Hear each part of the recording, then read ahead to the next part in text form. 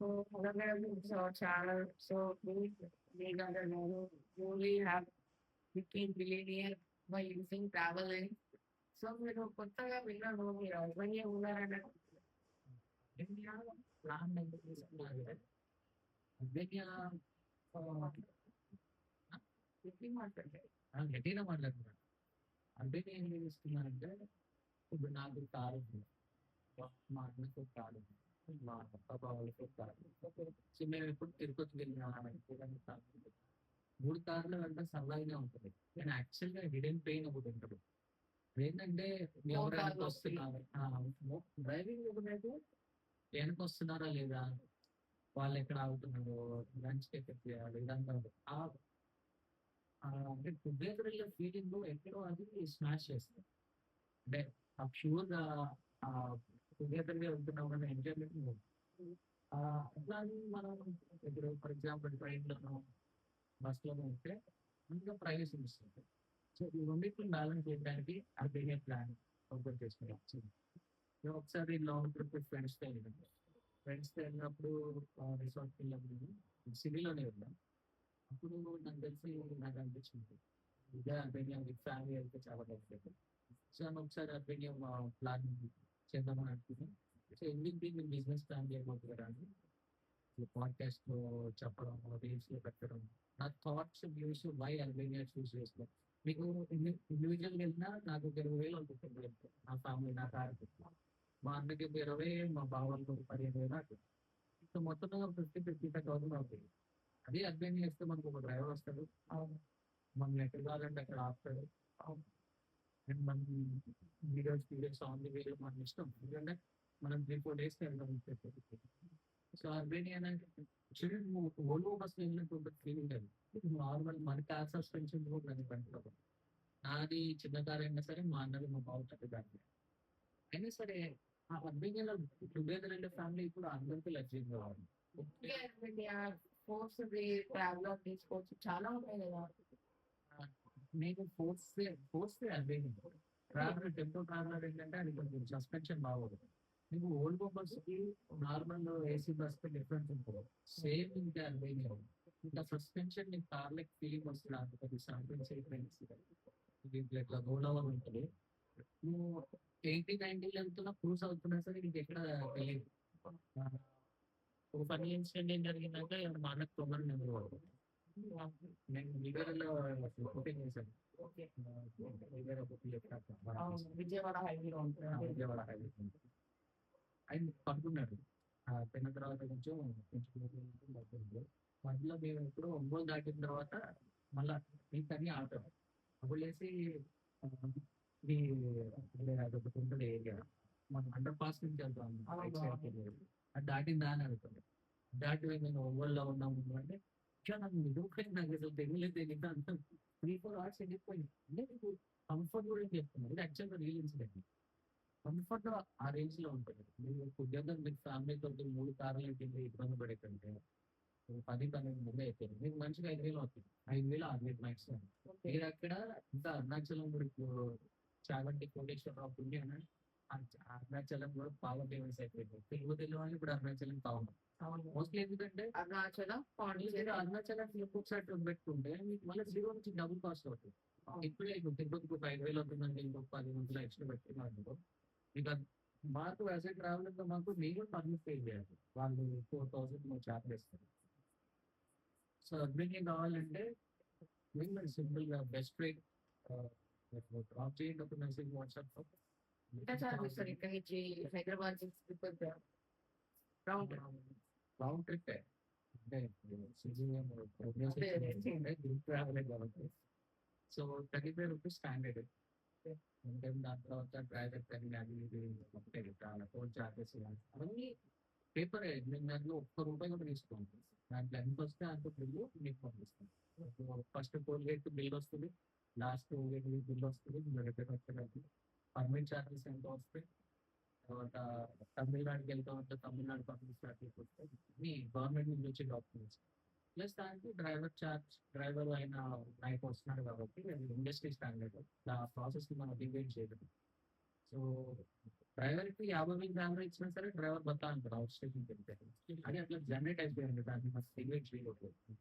So, driver బతా amount వెళ్ళిపోయి ఇంకొక additional ఒక 10,000 ఉంటది. ప్లస్ సో, ఓవరాల్‌గా చూసుకుంటే మీకు 50,000 అవుతుంది. మీరు 3 కార్లు వెళ్ళినా అంతే అవుతది. ప్లస్ మీకు ముగ్గురు డ్రైవర్లు ట్రైన్ అవుతారు. అంటే మీకు ప్రొఫెషనల్ డ్రైవర్ వస్తారు. ఆ బండిలో మంచిగా టీవీ గీవీ ఉంటది. పిల్లలు ఎంజాయ్ చేస్తారు. పెద్దోళ్ళు ఎంజాయ్ చేస్తారు. సో, స్ట్రెయిన్ అవ్వదు. ఓవరాల్‌గా మీరు చెప్పారంటే లగ్జరీకి మారు పేరు అర్బన్. యాక్చువల్లీ లాంగ్ ట్రావెల్ వెళ్ళాలంటే సీ ఓల్వో బస్‌లో వెళ్తే ఇంకా ఎక్స్‌పీరియన్స్ ఉండొచ్చు కదా అనొచ్చు. ఓల్వో బస్ దాకా మీరెళ్ళాలి. బస్ మీద ఎక్కి కాదు. ఎందుకంటే అక్కడ 2 ప్యాసింజర్స్ ఉంటాయి. ఆ నైట్ ట్రావెల్ ఉంటది అది. వెళ్ళాము అక్కడ పడుకున్నాము. సింగిల్ సోలో ట్రావెల్ చేస్తున్నప్పుడు డెఫినెట్‌లీ మ్యామ్. మీరు ఫ్రెండ్ అది వన్ కైండ్ ఆఫ్ ఎక్స్‌పీరియన్స్. ఇలా గ్రూప్ వెళ్ళేది అనేది ఒక 10 మందిని కోఆర్డినేట్ చేసుకొని మీరందరూ దట్ ఈస్ మెమరీ. మీరు ఓన్లీ ఫ్యామిలీ ఏదైనా ట్రిప్‌కెళ్ళండి. మీరు మజా రాదు. మీ కలీగ్స్ ఫ్యామిలీతోని, మీ బ్రదర్ అండ్ సిస్టర్ ఫ్యామిలీస్‌తోని ఇట్లా గ్రూప్ ఫ్యామిలీ వెళ్తే ఏంటంటే మీకు ఆ ఫీల్ అనేది జనరేట్ అవుతది. మీరు చిన్నప్పటి నుంచి చూడండి పూర్వకాలంలో మీ అమ్మమ్మ, నాన్నమ్మ వెళ్ళి కూడా వాళ్ళు కూడా చుట్టుపక్కల అందరూ కలిసి కాశీ యాత్ర, ఆ యాత్ర, ఈ యాత్ర అని వెళ్తారు. ఇప్పుడు దాన్ని మనం వెకేషన్ అంటున్నాం holidays. Mostly south Indian families తిరుపతికెళ్తారు. అండ్ కొంచెం వాళ్ళు గోవా వెళ్తారు. గోవాలో అందరూ అనుకుంటారు కాలేజ్ పోవాలి కాదు ఫ్యామిలీ వెళ్తారని చెప్పేసి. ఇంకా resorts, games, water parks. I'm telling you, you will get nowhere else అంత ఫన్ ఇక్కడ గోవాలో. ఆ ఫుడ్స్ గోవాకి అన్ని ఎంత ఛార్జ్ చేశారు మీరు? 8 కిలోమీటర్లు వెళ్ళండి 35 రూపీస్. అంటే నాకైతే మీకు ప్రతి స్టేట్‌కి పర్మిట్ ఒకటి ఆ ప్రైస్. స్టేట్ ఇప్పుడు గోవాకి వెళ్తే పర్మిట్స్ ఎక్కువ అవుతాయి. మీదిగా పడతాయి కదా. నేను 35 రూపీస్ పర్ కిలోమీటర్ తీసుకుంటాను. ఎన్ని స్టేట్లు క్రాస్ అవుతుంటే అన్ని పర్మిట్లు ఎంత వస్తుందో అంత ఉంటుంది. మీకు ఐడియా ఉందా? ప్రతి పర్మిట్ ఒకటి ప్రైస్ కాకుండా ఇట్లా ఒకటి 5,000 ఇంకోటి 3,000 ఉంటది. కర్ణాటకది 3,500 ఉంటది. మహారాష్ట్రది 4,000 ఉంటది. గోవా స్టేట్ వాళ్ళు 20% ఎగ్జాక్ట్ చేస్తాం కదా. అది జస్ట్ 2,700 అండి. మనం ఆంధ్ర ఏం టచ్ కాదు. సో ఈ 3 టచ్ అవుతాం. మనం ఆంధ్ర మహారాష్ట్రని అవాయిడ్ చేసుకోకపోవచ్చు. కొంచెం లెంతీ అవుతుంది. అది ఇది ఆడుతూ అవుతుంది. సో మహారాష్ట్ర కూడా బార్డర్ టచ్ అవుతుంది. గట్టిగా పోలిందంటే మహారాష్ట్ర, కర్ణాటక వాళ్ళు. గోవా పోలింగ్ బాగానే ఉంటుంది. అంటే సోబర్‌గా ఉంటారు. నేను ఆన్‌లైన్ చెప్తున్నా. వాళ్ళకి ఏంటంటే ఎట్లా వసూలు చేయాలని చూస్తాను తప్ప లాస్ట్ టైం ఎడ్యుకేట్ చేయాలనో లేదంటే బై మిస్టేక్ అయినా రూల్ ఈస్ రూల్ అంటే వాడు క్యాప్ పెట్టుకొని హెల్మెట్ పెట్టుకొని అంటే బ్యాచ్ నేమ్ ప్లేట్‌తో ఉండాలి. అవే ఉండవు వాళ్ళ రూల్స్. మనకు మాత్రం అన్ని రూల్స్ ఉంటాయి. ఎస్పెషల్లీ ట్రావెల్స్ వాళ్ళంటే ఏదో ఈ కోర్ట్‌లో దోసుకొని వెళ్ళిపోతే మాత్రం కుదరదు. అట్లా కాదు చూసేసినట్టు కొన్ని ఉంటాయి. అన్ని రూల్స్ ప్రకారంగా చేయడం. ఏముంది సో మీకు బండి ఎంతలో పడింది? బండి ఈ 30,000 వ్యూవర్స్ అడుగుతా ఉంటారు నన్ను. అన్న అరగంజి గురించి అడగండి. ఎంత పడుతుంది బండి? ఎట్లా ఉంటుంది? దానికి మోడిఫై చేయడానికి ఎంత అయితుంది? అని చాలా క్వెషన్స్ అడిగారు.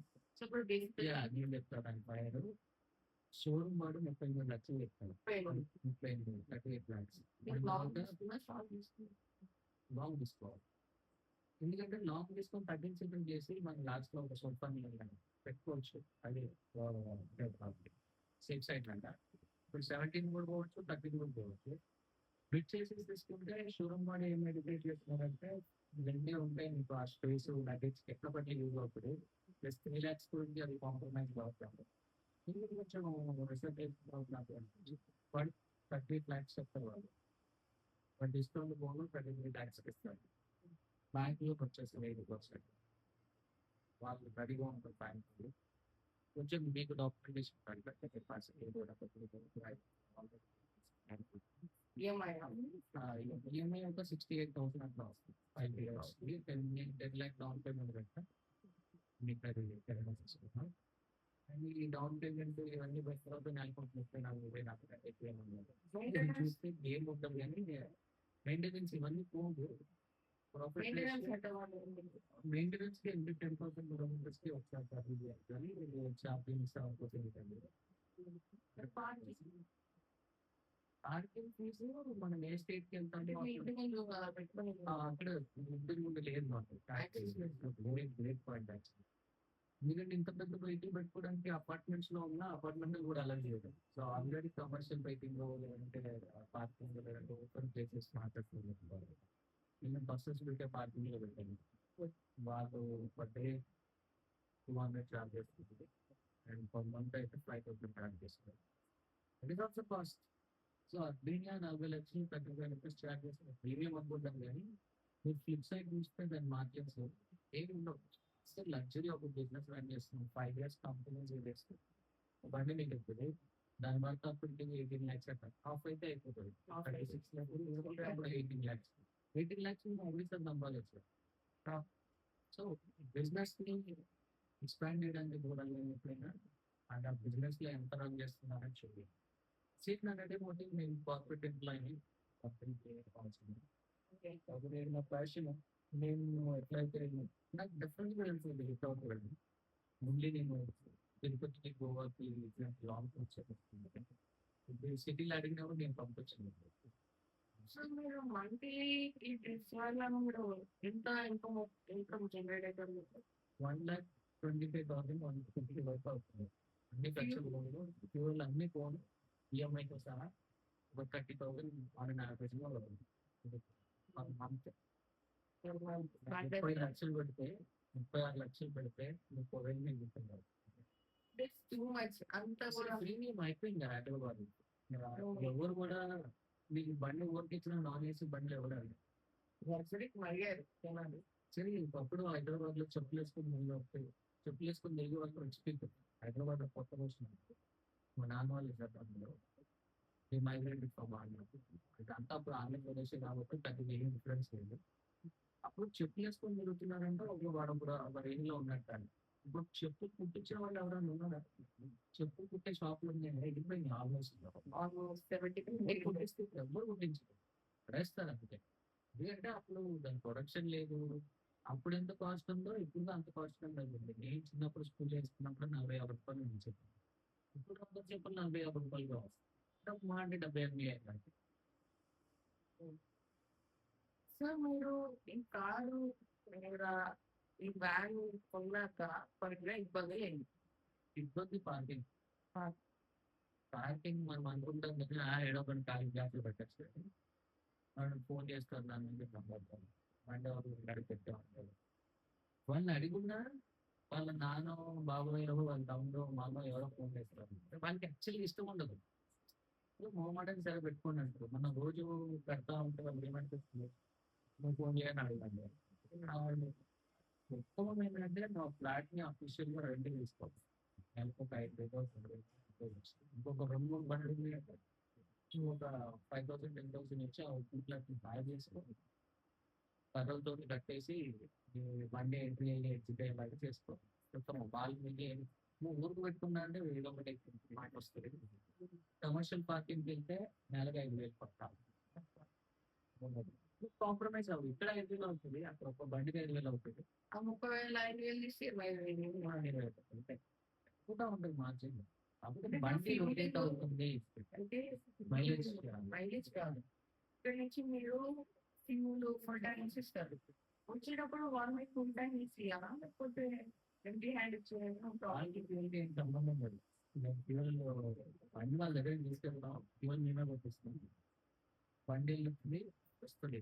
బండిలో ఉన్న ఫ్యూయల్ మాదే, పెట్రోల్ మాది వాడే. ఎన్ని కిలోమీటర్లు వెళ్తామో అన్ని కిలోమీటర్లకి చార్జ్ చేస్తాం కాబట్టి ఇంక ఫ్యూయల్ చార్జెస్ ఏమి ఉండవు ఎక్స్‌ట్రా. ఎంత మీకు అది 8 కిలోమీటర్స్ వస్తుంది. 290 లీటర్స్ వస్తది. ఫుల్ ట్యాంక్ కొట్టిస్తే 70 లీటర్స్ దాని కెపాసిటీ. 65 అట్లా వస్తుంది. 60 సో ఒక 2, 2 ½ తిరుపతి దాకా. గోవా అయితే గోవాలో కూడా ఇంటర్‌నల్ వెళ్తాం కాబట్టి అక్కడ ఒకసారి ఫుల్ ట్యాంక్ కొట్టించేస్తాం. ఇంకా ఇదే బిజినెస్ దిగారు. ఇంకా చాలా బిజినెసెస్ ఉన్నాయి కదా! అంటే నాకు ఫ్యాషన్ స్టోరీస్‌లో వెళ్ళాలి అన్నది. ఇది సీజనల్ బట్టి ఉంటది. సీజన్‌లో ఒక్కొక్కసారి 40 కూడా చార్జ్ చేస్తాం. నేను ఒకటేసారి చార్జ్ చేస్తున్నా. అది మీరు చాలా అంతా అదే టెంపుల్‌కే ఇది తిరుపతికి కాదు. సో దీన్ని బట్టి నీకేమర్థమైంది? ట్రావెలింగ్ బిజినెస్ ఒక రిస్కా? లేకపోతే బేసిక్‌గా travelling business it's not easy. అంటే మీకు ప్రతి వీక్‌లో ఒక్కటైనా ఉంటుందండి. ఎవ్రీ వీక్ ఒక ట్రిప్ ట్రై చేస్తున్నాం గానీ, ఒక్కొక్కసారి డ్రై వీక్స్ కూడా ఉంటుంది. అంటే ఎవ్రీ వీక్ వెళ్తే 5 టైమ్స్ వెళ్ళాలి వన్ డే. ఒక్కొక్కసారి డ్రై వీక్ ఉంటుంది. సో, 4 అప్పుడు ఆ 20,000 కూడా రావు. ఏముందమ్మా అంటే మీరు అంతా క్యాలిక్యులేషన్ చేసి కొనుక్కున్నారా? లేకపోతే కొన్న క్యాలిక్యులేషన్ చేసుకున్నారా? క్యాలిక్యులేషన్ చేశాను ముందు. అది తప్పిపోయింది. ఇది కొన్నాక తప్పైపోయింది. సో, ఈ బండి కొనేకి ఏమన్నా ఇబ్బందులు పడ్డారా? లోన్స్‌దే ఇబ్బందులు. ప్రాసెస్ కొంచెం హెక్టిక్‌గా ఉంటది. వాళ్ళేంటంటే బిజినెస్ ఎక్స్‌పాన్షన్ చేస్తామంటే లోన్ ఇచ్చేటట్టు లేదు. డ్రైవర్ ఉంటే లోన్ ఇచ్చేలాగా లేదు. అంటే నువ్వు డ్రైవర్ అనుకో, నువ్వు కమర్షియల్ డ్రైవింగ్ లైసెన్స్ ఉంది అనుకో, నీకు ఇవ్వడానికి వాళ్ళు ఎక్కువ సొమ్ము ఇవ్వకుండా నేను బిజినెస్ లేదు. నేను 40,00,000 ఇన్వెస్ట్ చేసిన ఒక డ్రైవర్ పెట్టుకుంటాను. నాకు ఇవ్వడానికి సొంత లేవు వాళ్ళు. ఎమర్జెన్సీ. అంటే వాళ్ళు పెట్టేనంటే దగ్గర డ్రైవర్ అనుకో వాళ్ళకి వేరే దిక్కు లేదు. అది నడిపించి ఎట్లా పడితే వాళ్ళు పడతారు. నాకేంటో నాకు అది వర్కౌట్ అవ్వట్లేదని తెలిసింది నాకు. ఈథర్ నేను సేల్ చేసేస్తా లేదంటే రీఫండ్ సబ్మిట్ చేసేస్తా. బండిని తీసుకోపోవాలి. సో, ఆ రిస్క్ ఎందుకని వాళ్ళు ఎంఎస్ఎంఈ రిజిస్ట్రేషన్ సబ్మిట్ చేయాలి. మీరు సేల్స్ ఫోర్స్ డిపార్ట్‌మెంట్‌కి ఏమైనా చెప్పాలనుకున్నారా? అక్కడ పోయినప్పుడు ఏమైనా నెగ్లెక్ట్ ఎట్లా చేశారా? లేకపోతే మీరు మంచిగా రిసీవ్ చేసుకున్నారా? అక్కడ ఉదయం ఉన్నది ఎల్బీ నగర్‌లో ఒకటే. మా ఇంటిలో మా ఒకటే షోరూమ్‌లో అగ్రీనే ఉంది. హైదరాబాద్ డిస్ట్రిక్ట్‌లో. ఓకే. ఆ అగ్రీని అంటే షోరూమ్‌లో ఒకడే సేల్స్‌మ్యాన్ ఉన్నాడు. అదే ఉంది అక్కడ ప్రాబ్లమ్. నేను వెళ్ళినప్పుడు ఇంకొకళ్ళు వాళ్ళ దగ్గర కారు ఉంటది కదా! కారు కాదు కదా! తుఫాన్. తుఫానా? తుఫాన్ అట్లాంటి వెహికల్స్ ఉన్నాయి కదా! దాని గురించి ఒకరు మాట్లాడుతున్నారు. లిటరల్‌గా నేను ఒక half an hour, 40 minutes wait చేశాను. నువ్వు వెళ్ళాం కాబట్టి అని. కానీ that is not a customer service. మనకి ఎందుకు వాళ్ళు ఎందుకు ఆ సేల్స్ పర్సన్ పెట్టుకోలేదో లేదంటే ఆ రోజు వేరే సేల్స్ పర్సన్ కూడా ఇన్ని మాట్లాడిన మీరు ఒక్కరే ఉన్నారంటే నేను ఒక్కడే ఉన్నాను అవుతుంది. సరే నాట్ కరెక్ట్ అనిపించింది. అట్లీస్ట్ ఒక బ్యాకప్ లంచ్‌కి వెళ్ళినప్పుడు ఇంకొకరు ఉండాలి కదా! సో, మీ ట్రావెల్స్ పేరేమన్నా? And can travels. So, so మీరు ఇదే ట్రావెల్స్‌లో వెళ్ళారా? లేకపోతే ఐటీ కంపెనీస్‌లో కూడా అటాచ్ చేయొచ్చు కదా! ఐటీ కంపెనీ వాళ్ళు నార్మల్‌గా సతాయించారు. అండ్ డ్రైవర్ కూడా ఇంకా నెక్స్ట్ లెవెల్ సతాయిస్తాడు. మీరు ఓన్‌గా వాళ్ళకి సొంతం కాదు. వాళ్ళకేంటంటే రొటేట్ అవ్వాలి బిజినెస్‌లో. మీరు వాళ్ళు అన్నీ ఇవ్వరు. వాళ్ళకి ఆప్షన్స్‌గా ఉంటాయి ఫేవరెట్ గాని. సో, మనం బండి ఒక్కొక్కసారి తీసుకెళ్ళకపోయినా డిలే అయినా సరే పెనాల్టీస్ అవి ఇవి ఉంటాయి. వాళ్ళు అది లేట్ నైట్ వదులుతారు. మళ్ళీ అర్లీ మార్నింగ్ డ్రైవర్ కావాలంటారు. మనం డ్రైవర్‌ని బ్యాకప్ పెట్టుకోవడానికి కుదరదు. కొన్ని కంపెనీస్ మాత్రం వర్కౌట్ అవుతాయి. మిగతా కంపెనీలు ఏంటంటే వాళ్ళ టర్మ్స్ అండ్ కండిషన్స్‌కి కొంచెం మీట్ అవ్వలేదు. లాంగ్ ట్రిప్ కొంచెం డ్రైవర్స్‌కి కూడా ఇంట్రెస్ట్ ఉంటుంది. నైట్ తీసుకెళ్ళి ఆడ పార్టీని వదులుతుంటే ప్యాసింజర్స్ కాస్త కొనుక్కొని చేయొచ్చు. ఓపికగా ఉండొచ్చు. ఇక్కడ సిటీ ట్రాఫిక్‌లో 100 కిలోమీటర్లు నడిపితే వేరు. హైవేలో 500 కిలోమీటర్లు నడపడం వేరు. That is the difference. And ఇంత పెద్ద వెహికల్‌ని సిటీలో కార్ వెళ్ళినట్టు వెళ్తుంది. ట్రాఫిక్ అయితే కారు కూడా ఇబ్బందే కదా! బంపర్ టు బంపర్ వెళ్ళాలి. అండ్ వాళ్ళకి ఐటీలో ఎవరైతే ప్రెసిడెంట్ అనేది ఉంటారో ఆయనకి బాగానే తెలుస్తాయి. కానీ ఆయన ఏం చేయలేడు. వాళ్ళ ఐటీ కంపెనీ ఒక పాలసీ ఉంటుంది. Vendor management. ఎందుకంటే అవన్నీ నేనే చూసుకుంటూ ఉంటాను. ఆ వెండర్ మేనేజ్మెంట్ పాలసీ మారాలంటే వాళ్ళు ఆల్మోస్ట్ సీఈఓ, సీఎఫ్ఓ దాకా వెళ్ళాలి. దాని పర్క్స్ మారాలి అట్లాంటివి. ఐటీకి ఎప్పుడు వర్కౌట్ అవుతుందంటే ఎవరికి 20 బండ్లు నీవే ఎంగేజ్ చేస్తారు. అప్పుడు ఆబ్వియస్లీ నెగోషియేషన్ టర్మ్స్ ఇచ్చేస్తాయి. 20 బండ్లు ఒకేసారి ఆపేసినా అనుకో మీ ఎంప్లాయీస్ మొత్తం ఇబ్బంది అవుతుంది. సో, అక్కడ బ్యాలెన్స్ జరుగుతుంది. ఇది మళ్ళీ సింగిల్ వెండర్‌ని ఏంటంటే కొంచెం చిన్న చిన్న చూస్తారు. మనకు ఇంకో ఒకటే బండి. ఎందుకు బస్సు సెలెక్ట్ చేసుకోలేదు? ఆ ఎంగేజ్ చేయవాడు ఆప్షన్ ఉంటుంది.